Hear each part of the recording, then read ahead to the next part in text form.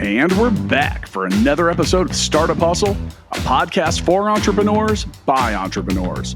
If you want to start, own, or build a business, then you're in the right place. We bring you the real truth about what it's like to take something from concept to launch. From growth, innovation, experience, failing, or winning big, we've got you covered. So let's get down to business with another episode of Startup Hustle, brought to you by Fullscale.io.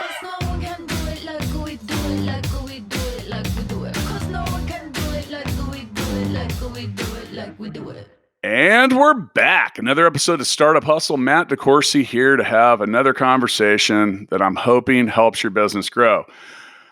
Now, look, people, I just want to do what I want to do. Don't you? That's what we're going to talk about today. I think too many people are stuck or feel stuck doing stuff they don't feel like doing, whether it's in life, whether really anywhere. So let's just get into it. Now, before we get too far, let me get the heavy lifting out of the way. Today's episode of Startup Hustle is brought to you by Fullscale.io, helping you build a software team quickly and affordably.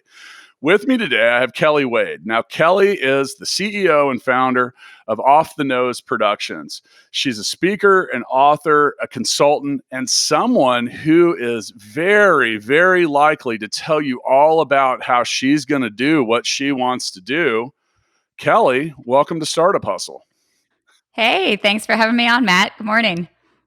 Was that a fair setup for you there? It was. I pretty much wake up and do what I want to do, and I hope everyone else does. Is everyone not doing that? No, they're not. And I hear it a lot from people, and I'm really not kidding. Now, before we dive into doing what you want to do, you can scroll down to the show notes and click off the link for Off the Nose, as in OFF the nose. Now, I want to hear more about your backstory, and I'd also like to hear what off the nose, how do we define that? We're often quoting the beloved Mike Tyson and saying everyone has a plan until they get punched in the face. That is off the nose. That is.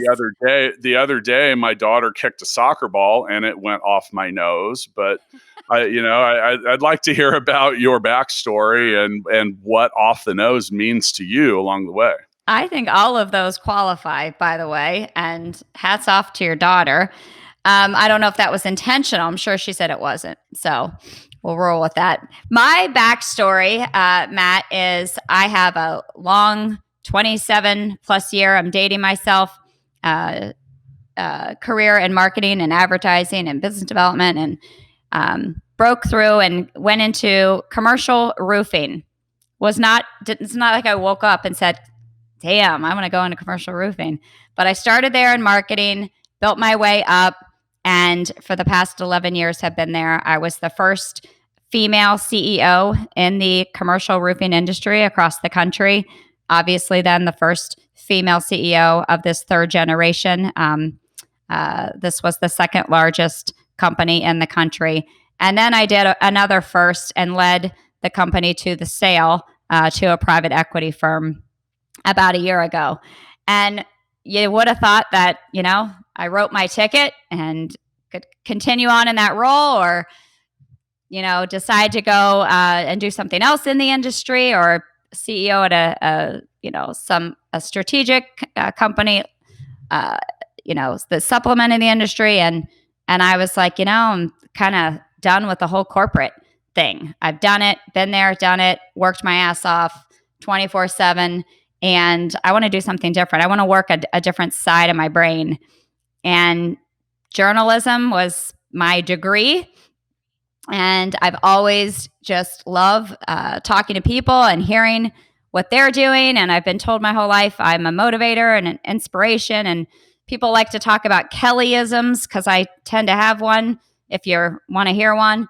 And so I created Off the Nose Productions. I went and took a film class at the Ringling School of Film and Design here in Sarasota. I was super inspired. And in that class, I learned what on the nose means. So when you create films, on the nose means putting whatever is predictable in a film. So if you walk in and, your wife's in bed with somebody, a very on the nose thing to do would be to scream and throw shit, maybe. But off the nose is my idea. It's trademarked. So I said, my God, I want to do exactly the opposite of that, right? I want to walk right past them cheating and say, screw it. I'm out of here, right? Something off the nose. So that's what started. That's how the name came to be. It originated from learning about that term in film class. I created the company, and we're starting with the podcast, which I host. And we interview people who are doing the unexpected. They are running a parallel path to make their dream come true, whether it's somebody who grew up in a horrible situation and has become super financially successful. It's somebody who grew up, in a Catholic environment and became a rabbi because they were inspired by a trip to Israel. I mean, it can really be anything, and it doesn't have to necessarily be financial success. It's just really living an authentic life, waking up every day and saying, I'm gonna be fulfilled. I'm gonna do what I want to do, no matter what my family thinks, what society thinks, what my kids think, and trying to level out all those damn responsibilities we have in life, and don't let those dictate the kind of life we live. Well, fortune favors the bold. This is true. Now, if we're going to truly have an off the nose episode here, it's probably a good time to let you know that, I went to 5 colleges and now I'm a junior. See? Love it. And, like theoretically, now that's not uncommon for entrepreneurs. That's right. In fact, many of the wealthiest people in the world dropped out of college. It's usually because you've run into something that you felt like chasing a little more. You talk about all the different things and adversity that people can come over. And I think the thing in the end is just not letting it own you. And, myself personally, I joke about the colleges thing because I think I might be a junior. I don't know. I mean, I literally don't even know. And it hasn't slowed me down. But at one point in my life, I let it. And then I, and for those of you listening, I'm hoping you find some inspiration in some of the things we can talk about today and some of the off the nose tactics. Because really, like, there's, the construct as we know it, tells you to do a whole lot of different things. And if you don't do them, now look, if you don't go to medical school and you don't get an MD, you're not going to be a doctor. Right. Okay. So that is pretty predictable. But past that, in certain things that do require certification, and I like to think that those listening are entrepreneurs. I mean, this is a podcast about entrepreneurship. So you get to write your own ticket, and that can be good, bad, ugly. I mean, you're going to sign up for all of it. Now, I think, Matt, we have a huge opportunity right now. It's a blessing. In adversity, there's always opportunity.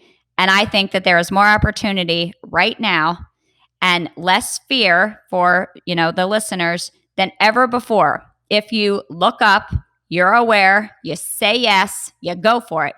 Everybody has the opportunity to work from home. Didn't have that opportunity before. Everybody has the opportunity to use technology and not be perfect at it. Everybody has the opportunity to be certified in different things that you never thought. I mean, every major college, every Ivy League school, they all offer certifications now. And employers are looking at things differently if you want to work for somebody. But if you're an entrepreneur, there is absolutely zero excuse for not getting the skills that you need, especially right now. It's a blessing what's happening right now. Well, there's the thing is sometimes you just, I mentioned earlier, I said, fortune favors the bold, but before I was an entrepreneur, I was a district manager for the world's largest maker of electronic musical instruments. Now, technically that job required an MBA. I didn't care. I was bold. I said, hey, look, do you want someone that has a certificate, or do you want someone that's going to get in the trenches and get out there and sell shit for you and your dealers? I got the job.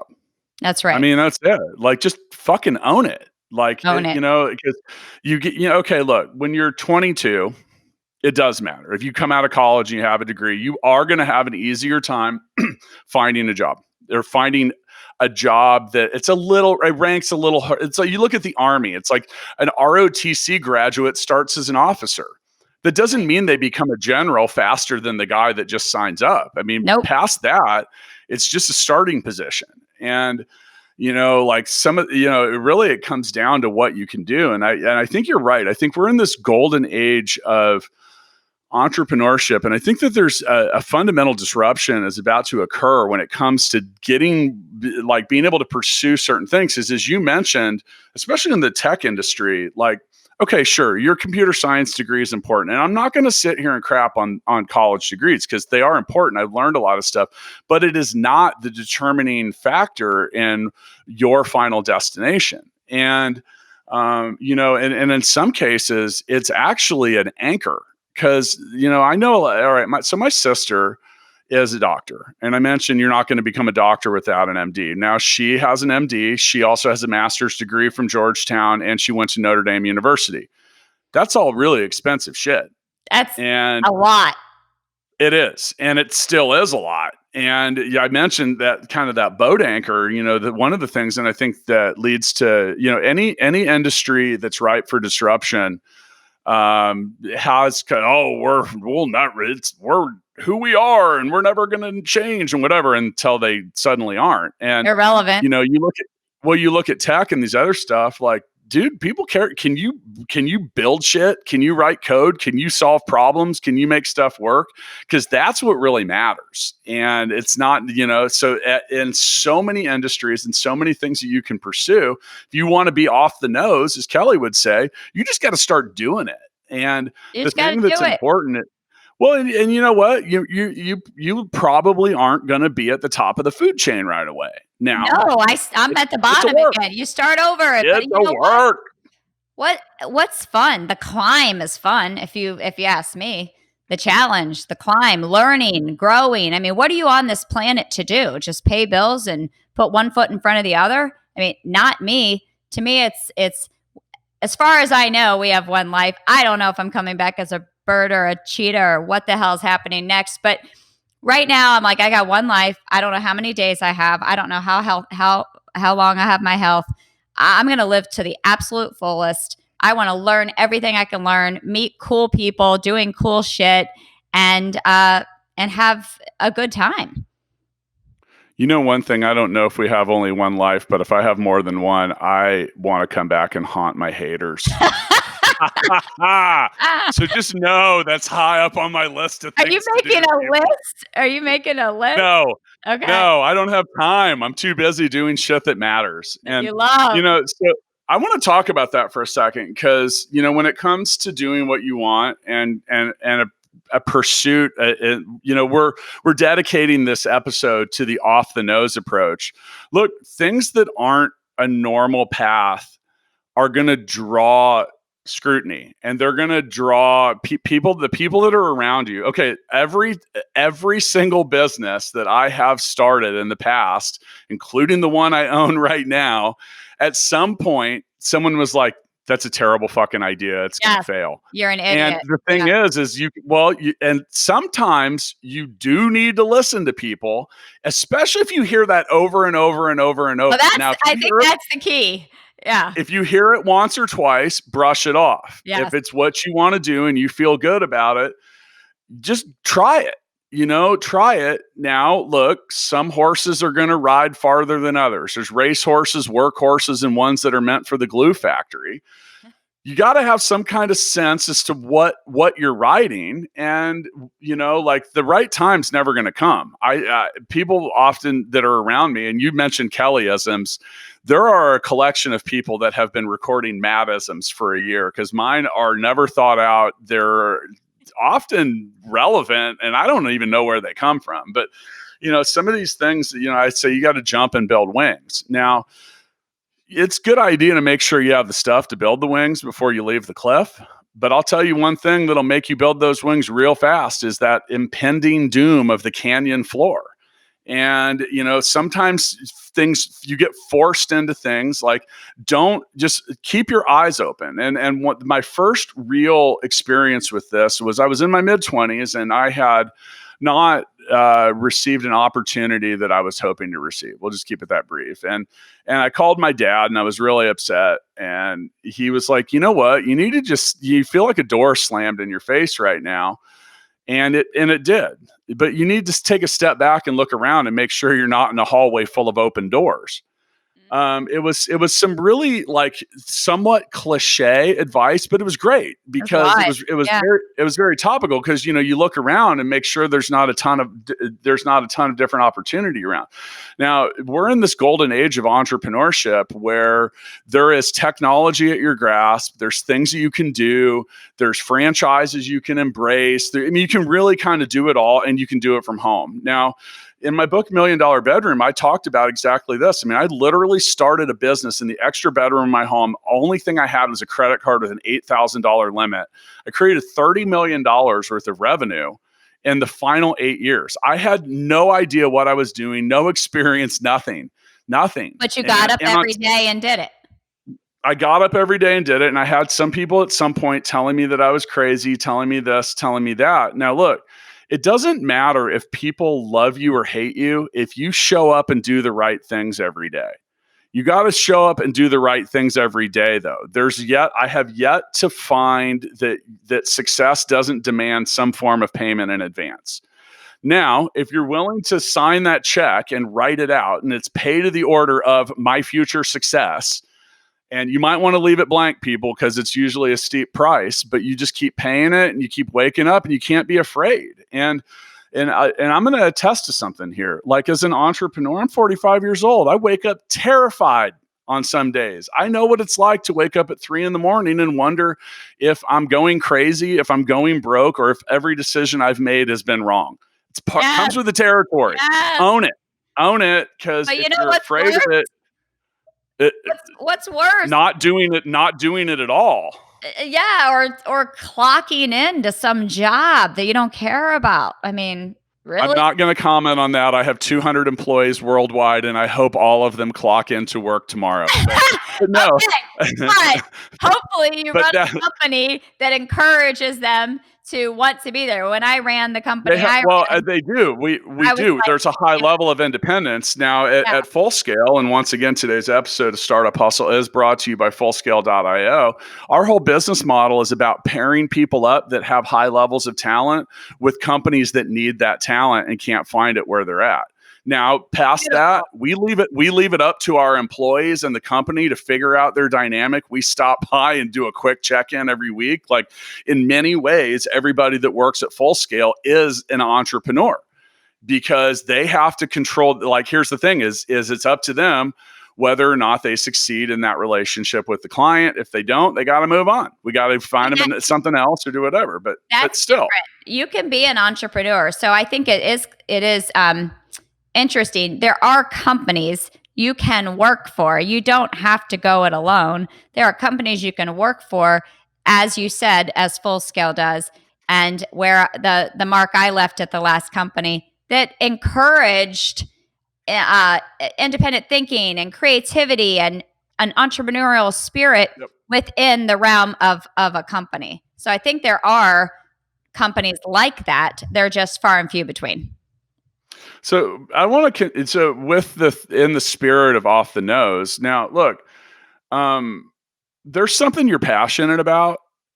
I think you win every time if you just continue to take steps in that direction. And, unfortunately, so many people talk about, if polled, 80% of people hate their jobs. Yes. All this different shit. Like, look, just like I'm telling you, that effect dramatically lessens if you're around something that you're passionate about. And it doesn't matter if you're the entrepreneur or the employee in that point. Agreed. Let's look at someone that loves animals. Like, these people that work at these animal shelters that adopt dogs, and quite honestly, they make peanuts doing it. They're grossly underpaid, but they feel so great about being around that. And like that is a blanket of warmth as a human that I think is very empowering. So, totally. Okay. So Now, you've been talking to people, and go check out Off the Nose podcast. What are some of the things that you're finding that people are talking about that have made an impression with you as you've taken your journey towards whatever you're interested in? I think the common theme that I have seen, and you alluded to it as well, Matt, is sort of tripping into something, and then that fork in the road, and you can say yes or no. And there are people that wake up in fear, and there are people that wake up and say, giddy up. And it's like, when you hit that fork in the road, if you say yes, unbelievable things will happen. And so it's not like everybody has it all figured out. Not everybody has it all. They sit down, they come up their game plan. What are they going to do with their life? And what's that look like? I found very few people, if any. I don't think I've interviewed anybody like that, actually. Everybody has sort of tripped into an opportunity. And the reason they are living off the nose lives is because they said yes. They looked up. They were aware. They saw the opportunity and they grabbed it. Well, sure. And we've spent a lot of time talking about that on the show because, so many people just, there's riches in the niches. And I think some of the best advice what I really enjoy and keeps me passionate about Startup Hustle is the interesting people and conversations I have. And one of those happened really early. It was with one of our guests, Laurel Holt, and Laurel is the founder of a company called CarStar. They had 100 locations after 18 months, which is crazy. But Laurel, I said, well, Laurel, tell us about yourself. And he said, well, Matt, I'm a coward. And it just really threw me back. I was like, what? I said, I disagree because I think a lot of the stuff you've done is brave. He goes, no, but I take a coward's approach. He says, what I try to do is I try to find something that no one else is doing. And then I go somewhere where everyone will leave me alone to get real good at it. And it took me a little bit to process that, but really what he was saying is you don't have to be the bravest person as an entrepreneur, because taking on Google, Amazon, taking on the giants, you're just going to get crushed underfoot. And it was when I finally put it together, like I said, it took a little bit to process because I'm not used to highly successful people going, yeah, well, I'm a coward. Right. And, and then my often co-host here and business partner, Matt Watson, in my book, $1 Million Bedroom, and the conversation I had with him was talking about all the people he knew that had done the best. He's like, if you drive down the street in this really busy, in this really expensive neighborhood, you'd be like, this guy imports ostrich feathers, and this guy does something you've never heard of, and this lady does something else. And that's an off the nose approach, because at some point you're like, hey, I want to be the only one that's doing that. And there really are riches in the niches. So, but part of that does start with a little bit of self-awareness and looking for that opportunity, and then being crazy enough to try to make a business out of it. Yeah. And I say crazy enough because, yeah, it does. Entrepreneurs are fucking crazy, man. Like, I mean, crazy. You should see the people that I hang out with, folks. Like, we're often the least logical. None of us have it figured out. Now, I laugh with some of my friends. I'm like, but they're the most interesting people. They think we've got it all figured out, and you're like, laughing. You're like, no. Like, there's a lot of. It's easy to be well endowed with all the doubt you need, and. So the thing is, well, no, I'm quoting someone on that one. So I am stealing my friend Brendan Bayless's quote there. Okay. That's a good one. But it's true. But it's true though. So so let's talk about that for a second, because it takes a second to. All right. So you exit a company and you had a successful career. I'd like to think that gave you a little bit of padding and a little bit of security to go out and try something different. What's your advice for those that don't have a successful bumper or cushion to fall back on? So what I advise, and I've helped multiple friends, is the concept of parallel paths. So that's where intention comes in, and you don't just trip upon it. So you're not really happy with where you are. You want to do something different. Maybe you know what that is, maybe you don't. But you start to run a parallel path for what could that look like. So maybe it's a skill set you need to learn to be able to do it. So start running the skill set while you're still paying the bills with this other job. There's no reason everybody can't make it happen. No matter what your responsibilities are, no matter what your income, socioeconomic, I've seen all kinds be successful. It's the ability to go for it. That's all it comes down to. There's everything else is an excuse, because there are safe, mindful, thought out ways to become an entrepreneur, to follow a passion, to live a different life as well. You know, you don't just have to be, fuck it, jump off the side of the mountain, I'm going to do it different. That is one way. And I'm a proponent of that way as well. But I get it. You know, you have kids, you have a spouse, you have adult parents to support, whatever all the reasons that can make you say no to stuff. Don't use those as things to block you, but you can use those to say, okay, I need to create a plan, because I do have these responsibilities and I don't want to just jump off the side of the mountain. So I think there's a couple different ways to get to this point. At some point, you do have to jump, though. There's no way around it, because if you're going to be a full-time entrepreneur, I mean, that comes with the responsibility of you relying on yourself. And that's what most people that I talk to that haven't jumped yet struggle with. And, you know, they're like, well, it's, you know, you hear there's a lot of myths being quoted, you know, most specifically and frequently, the right time. It's not the right time. Right time's not coming, people. You know, I'm just saying it's not. It's you know, never coming. Yep. Well, it's not, because saying it's not the right time to do something, and that's not just about starting a business. It could be about anything you want to do. Losing weight. There are certainly times that are more favorable than others, but it's just very difficult to ever say that a right time. I mean, I'm sure there was a lot of people that were opening businesses in February because they thought it was the right time, and then in March they realized it wasn't. Yeah. Now it is what it is, you know? And like, the thing is if you're going to be an entrepreneur, startup founder, you're going to start a business. I'm just going to help you realize something right now. It's rough. It's going to spit you out. It's going to chew you up. It's going to spit you out. And whatever's left, that's what has to pick itself up off the mat and try to find a way to be successful. It's very challenging. And, you know, you're going to learn a lot about yourself as a person. Now, we talked about opportunity, and sometimes some of the most interesting things present themselves accidentally. So to prepare for this episode, I looked up a few accidental discoveries that I thought were interesting. So I just want to share a few of those, because these are things that people weren't looking for and discovered that are very notable. Penicillin. Hey. Discovered by accident. Or accidentally. I don't know whichever. I've written 3 books and I don't know which one is proper grammar there. The microwave. That's Velcro. A good one. Velcro. Okay. Very useful. Yes. Teflon. How about rubber? Vulcanized rubber. That's what tires are made out of. Coca-Cola. An accident. Radioactivity.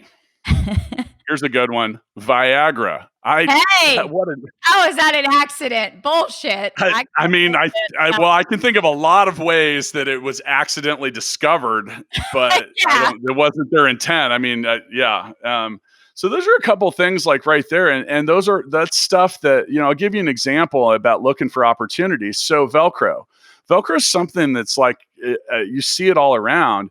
It was actually discovered in 1941. There was a Swiss engineer, those burrs that cling onto your pants when you're out and like hiking on a trail. He saw them. He said, wow, what an interesting thing that nature has done here.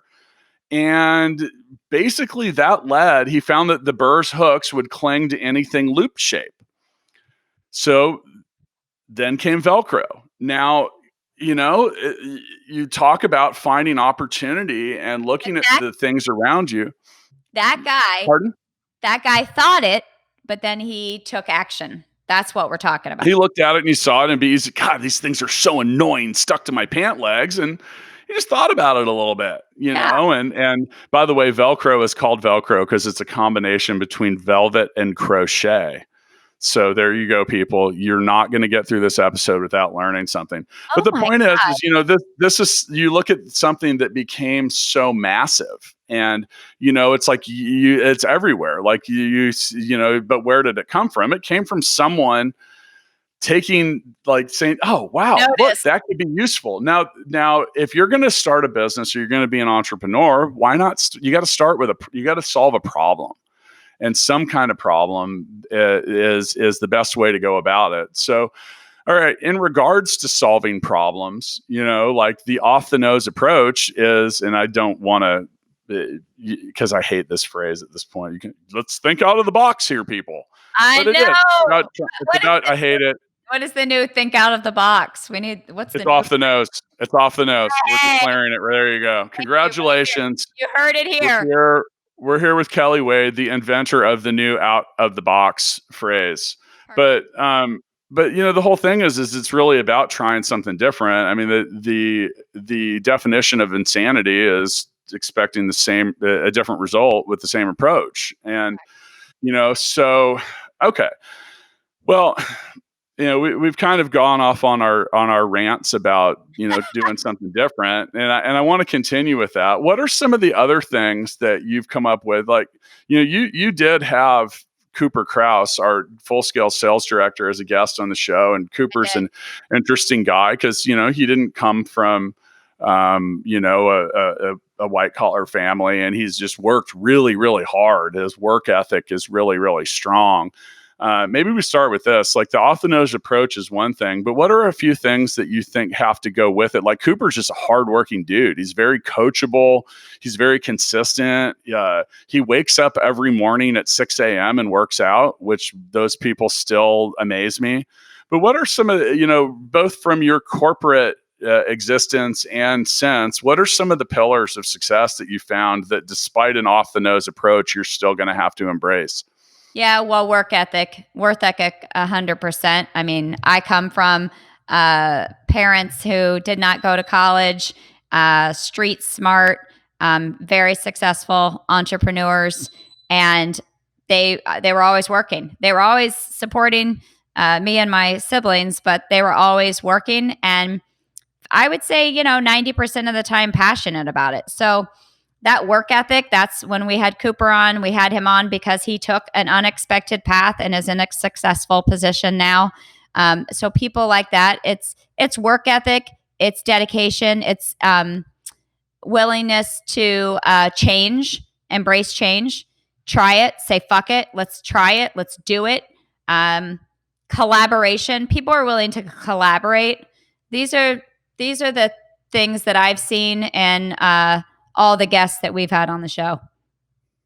I agree with all those. I think that understanding that on some level, all you can do is all you can do. I mean, if you want to make something or create something big, you're going to have to do it with other people at some point. So that's right.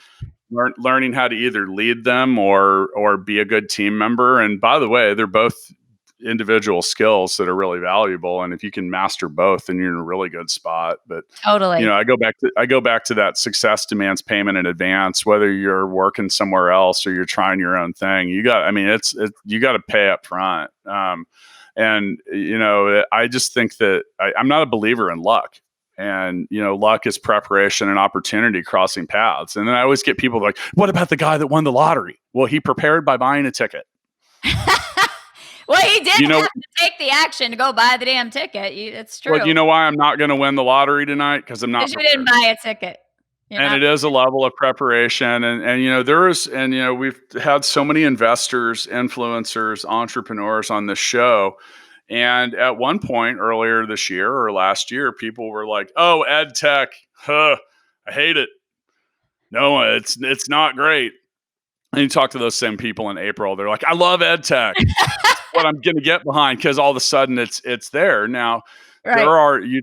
There's opportunity and failure, and many people are quoted as you should never waste a good crisis. But there's a lot of people right now that are on the negative side of the current world situation, and there's a lot of people that were preparing and believed in what they did, and all of a sudden it's okay. It's time.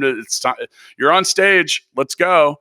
And I've talked to a lot of people that are like, people that whose businesses are up 800% I know. and different stuff. Well, it's because they were building something that they were passionate about, and they thought that eventually the world would come around to that solution. And then certain things accelerated or sped that up. They also got creative. I mean, even some of your Fortune 500 companies are up in different I think it's interesting how, for instance, Starbucks, certain locations were up, way higher than pre-corona, because managers took initiative at these locations and created drive-throughs when there weren't drive-throughs, and created walk-ups way before the national decision, to have these different store prototypes. So that's where it's like it comes down to the individual. And how do you wake up every day? And are you a change agent? Are you somebody who embraces? Can you see? Are you willing to take action and not be afraid to fail? Those are the people, those are the success stories. And more importantly than that, I would be willing to bet they're enjoying their life more. Yeah, probably. I mean, some of the most successful people and the most successful organizations that I've been around just accept the fact that they're going to be in a constant state of change. And, one of them is and the people that I've talked to so here in Kansas City, there's an engineering firm called Black & Veatch, and we've had some of their, they do a lot to support the startup community. And so with that, we found them on a few episodes, and they're 120 years old, and they are constantly adapting. And I was sitting there talking to one of their executives at a demo day or something last year, and he was telling me, he said, Matt, we're 120 years old. We've had to reinvent ourselves 5 or 6 times, and we're going to continue doing it. Because I was asking why they were suddenly so present in the startup scene. So, well, we want to figure out who we're doing business with in the future, how we're doing it, where we're doing it, and on some levels, the why. And, all businesses adapt. Charles Darwin, who's very famous for writing about evolution and kind of really bringing that to the forefront, often, he says it's not the strongest and smartest that survive. It's those that have the best ability to adapt. And that's right. That needs to be you. And the thing that I mentioned earlier, that at one point I was a district manager for a musical instrument maker. And I did that in the years in 2008, 2007 and 2008, which 2007 was great. 2008 was the beginning of the shit show for many people. And I watched a ton of businesses go under. And the one recurring theme that I heard from so many of them was, well, things were just like they used to be.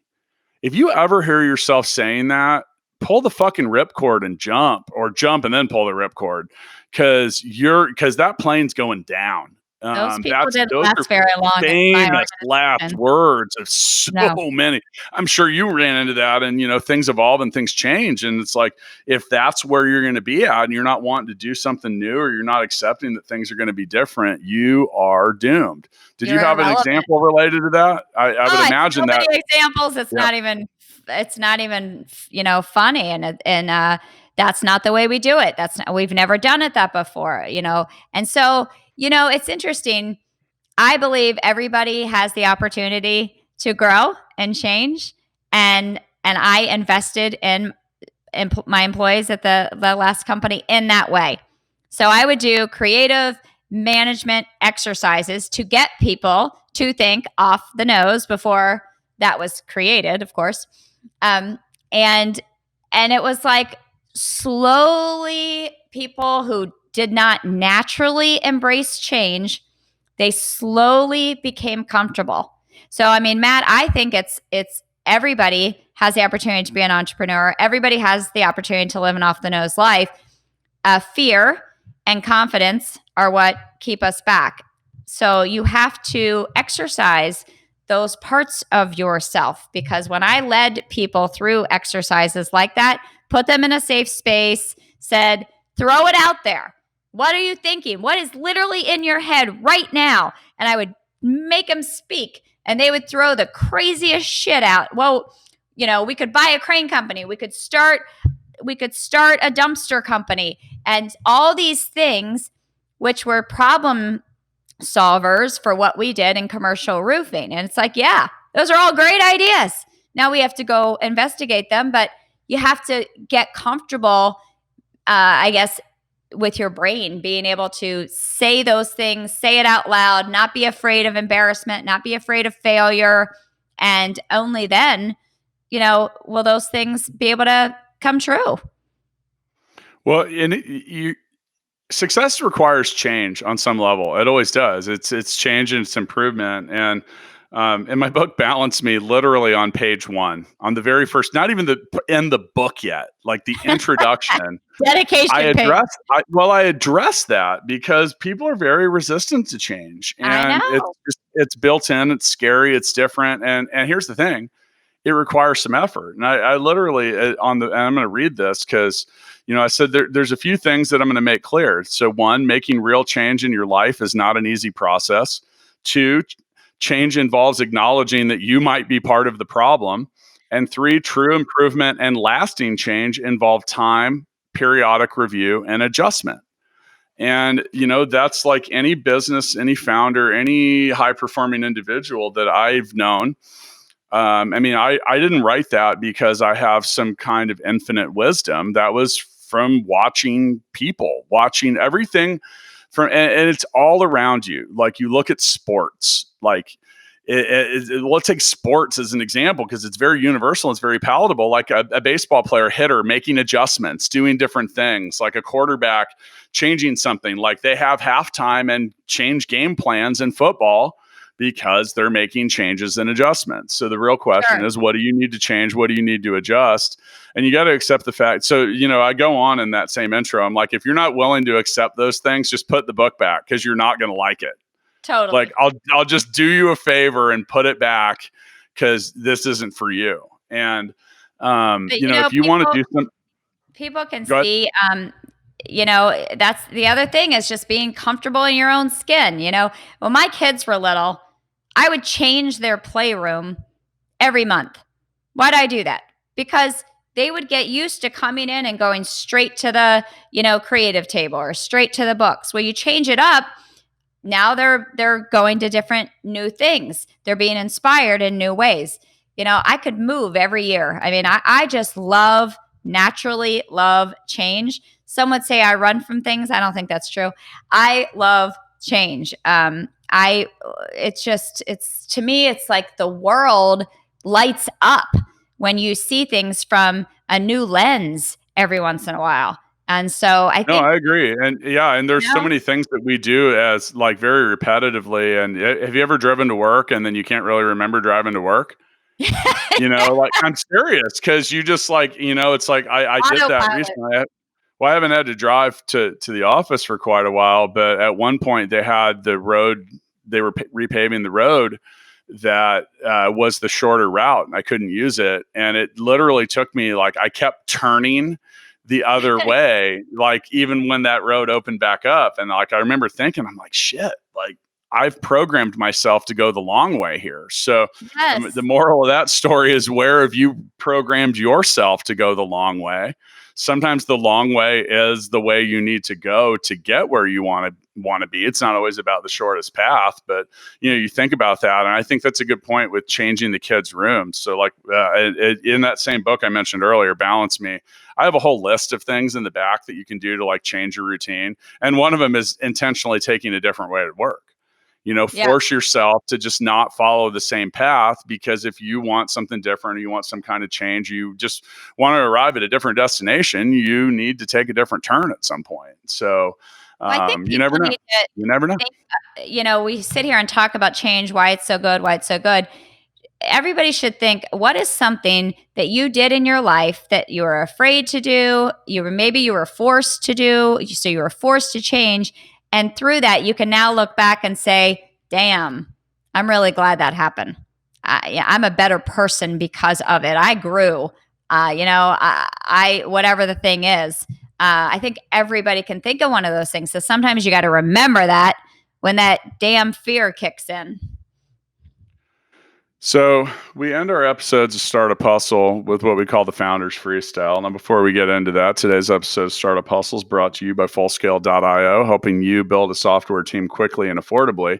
Now, when we do the Founders Freestyle, we encourage our guests to embrace some kind of...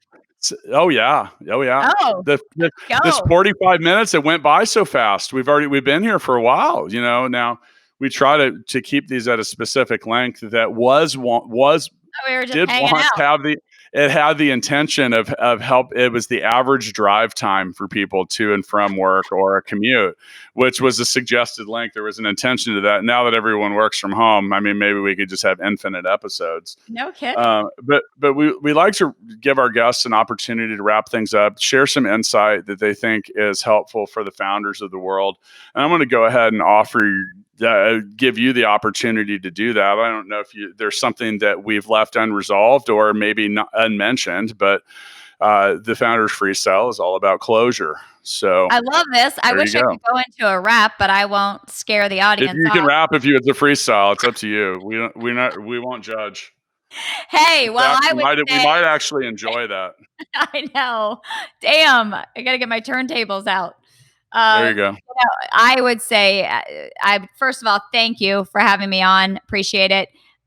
Check out the show because we talk to people who talk like this every day, and we hear how that moment in time when they were able to say, "Fuck it, I'm going to go for it." So it's super exciting. They looked up, they said yes. Go out, change it up, run parallel paths, just live a full life. That's my freestyle. Well said. I mean, really, I have to confirm. I agree with all that. I mean, what I want to end with is, I think the best thing I ever did for myself was about a decade ago. I quit giving a shit. And when I say quit giving a shit, I quit giving a shit about the external commentary. I really did decide that I was going to do what I wanted to do. I was going to take care of myself, and that's not selfish. Because in order for me to do the best for those around me and help people be their best, I needed to take care of myself first. It's similar to when you board an airplane and you're told that you need to put the mask on before you put it on for your child. Now, that isn't intended to be selfish. Is that you're going to pass out before you can get your own on, and that can be dangerous. Now, and when I say just kind of quit caring, look, when you're doing the best job you can, not everyone's going to like you. And, another thing to keep in mind too is people aren't really spending a whole lot as much time thinking about you or talking about you as you might think they are. I think they are. Yeah. You get past that, and you can feel very free, and it's very fulfilling. Because, it's like I said, now I'm not saying be a jerk. You still got to show up and do the right things every day. But I mean, there's billions of people on this planet. It's just statistically impossible to have that all of them are going to like you, care about you, or whatever. So get over it and, be so good at what you're trying to do that it makes all the haters hate you. I actually take a lot of pride in that on some levels. Now, it doesn't mean doing the wrong things. Like, show up and own it. Be you. Be excited. Do things that matter and try to help people get what they want. And if that occurs, like if someone wants to not like you for that, it's on them, man, not on you. With that, Yeah. I'm going to get out of here. So I'll see you next time. All right. Thanks, Matt.